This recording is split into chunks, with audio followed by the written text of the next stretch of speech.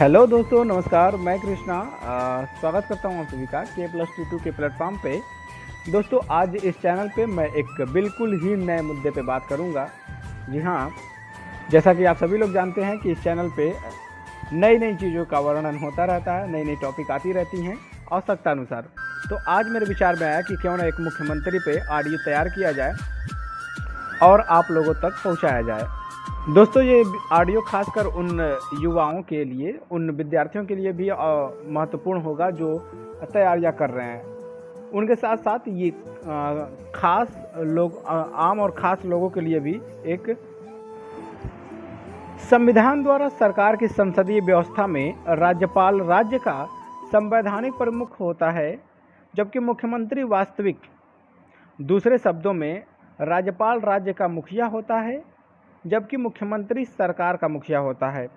इस तरह राज्य में मुख्यमंत्री की स्थिति ठीक उसी तरह होती है जैसे केंद्र में प्रधानमंत्री की स्थिति होती है। अर्थात जितनी भी कार्य एवं शक्तियाँ राज्य में एक मुख्यमंत्री की होती है, लगभग उतनी ही शक्तियाँ प्रधानमंत्री की भी होती हैं केंद्र में। आइए अब जानते हैं कि मुख्यमंत्री की नियुक्ति कैसे होती है। तो संविधान में मुख्यमंत्री की नियुक्ति और उसके निर्वाचन के लिए कोई विशेष प्रक्रिया तो नहीं है, लेकिन अनुच्छेद 164 में कहा गया है, ध्यान रहे, अनुच्छेद 164 में कहा गया है कि मुख्यमंत्री की नियुक्ति राज्यपाल करेंगे। इसका तात्पर्य यह नहीं है कि राज्यपाल किसी भी व्यक्ति को मुख्यमंत्री नियुक्त करने के लिए स्वतंत्र हैं। संसदीय व्यवस्था में राज्यपाल राज्य के विधानसभा में बहुमत प्राप्त दल के नेता को ही मुख्यमंत्री नियुक्त करता है। लेकिन यदि किसी दल को स्पष्ट बहुमत प्राप्त न हो तो राज्यपाल मुख्यमंत्री की नियुक्ति में अपने विवेकाधिकार का इस्तेमाल कर सकते हैं। ऐसी परिस्थिति में राज्यपाल सबसे बड़े दल या दलों के समूह के नेता को मुख्यमंत्री नियुक्त करते हैं और उसे 1 माह के भीतर सदन में विश्वास मत प्राप्त करने के लिए कहते हैं।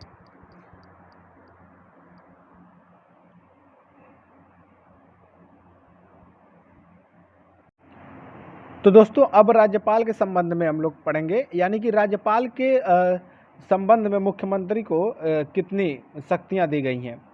तो अ और ब करके हम लोग इसको विभाजित करके देखेंगे। अ में क्या है? अ में हम देखेंगे राज्यपाल एवं विधान परिषद के बीच संवाद का वह प्रमुख तंत्र है। मुख्यमंत्री का यह कर्तव्य है कि वह पहला, राज्य के कार्यों के प्रशासन संबंधी और विधान विषयक प्रस्थापनाओं संबंधी मंत्रिपरिषद के सभी विनिश्चय राज्यपाल को संसूचित करे। दूसरा, राज्य के कार्यों के प्रशासन संबंधी और विधान विषयक प्रस्थापनाओं संबंधी जो जानकारी राज्यपाल मांगे वह दे। और तीसरा, किसी विषय को जिस पर किसी मंत्री ने निश्चय कर दिया है किंतु मंत्रिपरिषद ने विचार नहीं किया है, राज्यपाल द्वारा अपेक्षा किए जाने पर परिषद के समक्ष विचार के लिए रखें। ब में हम देखेंगे वह महत्वपूर्ण अधिकारियों जैसे कि महाधिवक्ता, राज्य लोक सेवा आयोग के अध्यक्ष एवं सदस्यों और राज्य निर्वाचन आयुक्त आदि की नियुक्ति के संबंध में राज्यपाल को परामर्श दे सकते हैं। कौन? मुख्यमंत्री। आगे देखेंगे, अभी हम लोगों ने देखा क्या मंत्री परिषद के संदर्भ में हम देख रहे थे, और अब हम लोग देखेंगे राज्य विधानमंडल के संबंध में।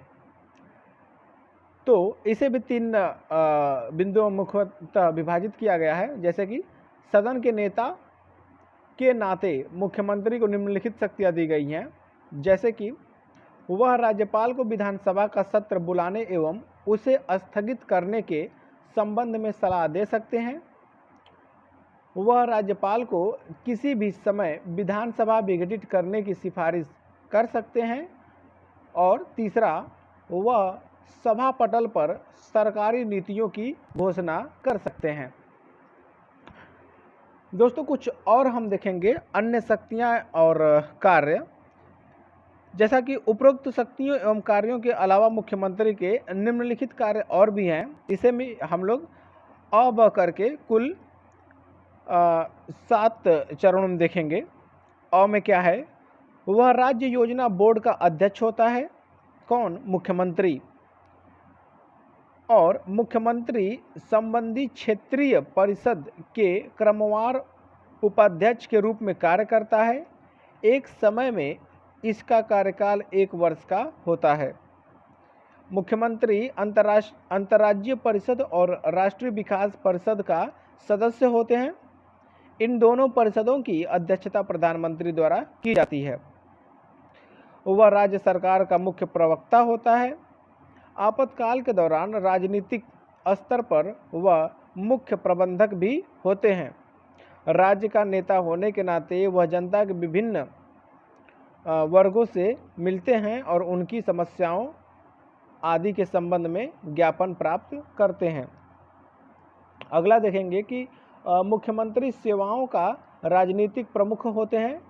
इस तरह वह राज्य प्रशासन में बहुत महत्वपूर्ण एवं अहम भूमिका अदा करता है।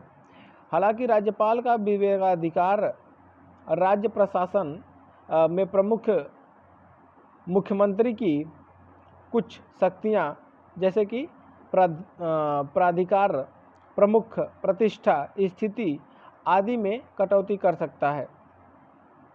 राज्यपाल के साथ संबंध देखेंगे इसमें कि राज्यपाल के साथ उनके किस प्रकार के संबंध है। तो संविधान में राज्यपाल एवं मुख्यमंत्री के बीच संबंधों से संबंधित निम्नलिखित उपबंध हैं। अनुच्छेद 163 की अगर बात करें तो इसमें कहा गया है कि जिन बातों में इस संविधान द्वारा या इनके अधीन राज्यपाल से यह अपेक्षित है कि वह अपने कृत्यों या उनमें से किसी को अपने विवेकानुसार करें, बातों को छोड़कर राज्यपाल को अपने कृत्य का प्रयोग करने में सहायता और सलाह देने के लिए एक मंत्री परिषद होगी जिसका प्रधान मुख्यमंत्री होगा।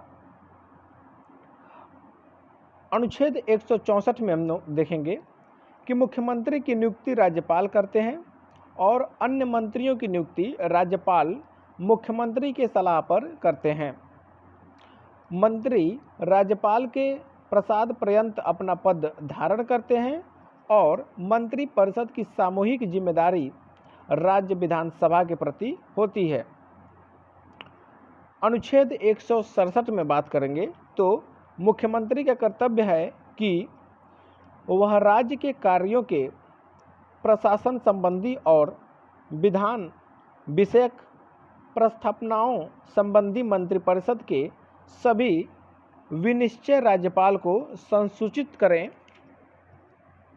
राज्य के कार्यों के प्रशासन संबंधी और विधान विषयक प्रस्थापनाओं संबंधी जो जानकारी राज्यपाल मांगे वह उसे दें और किसी विषय को जिस पर किसी मंत्री ने निश्चय कर दिया है किंतु मंत्रिपरिषद ने विचार नहीं किया है, राज्यपाल द्वारा अपेक्षा की जाने पर परिषद के समक्ष विचार के लिए रखते हैं। कौन? मुख्यमंत्री। दोस्तों, मुख्यमंत्री से संबंधित कुछ अनुच्छेद हैं, 4 महत्वपूर्ण अनुच्छेद जो मुझे लगता है कि आपको विशेष रूप से देख लेना चाहिए। अनुच्छेद 163, 164, 166, 167 क्रमशः अगर हम बात करें तो अनुच्छेद 163 में मंत्रिपरिषद द्वारा राज्यपाल को सहायता एवं सलाह देना। 164 मंत्रियों से संबंधित अन्य प्रावधान। 166 राज्य सरकार द्वारा कार्यवाही संचालन। 167 राज्यपाल को सूचना प्रदान करने से संबंधित मुख्यमंत्री के दायित्व। तो दोस्तों, ये थी आज की महत्वपूर्ण मुख्यमंत्री पर एक लेक्चर, कह लीजिए कि एक ऑडियो। और दोस्तों, इसे कभी भी सुनते समय आप ईयरफोन का ज़रूर इस्तेमाल करें। ये ऑडियो कैसे लगी आपको और मुख्यमंत्री के बारे में ये सारी जानकारियाँ कैसी लगी आपको, कमेंट बॉक्स में ज़रूर बताएं।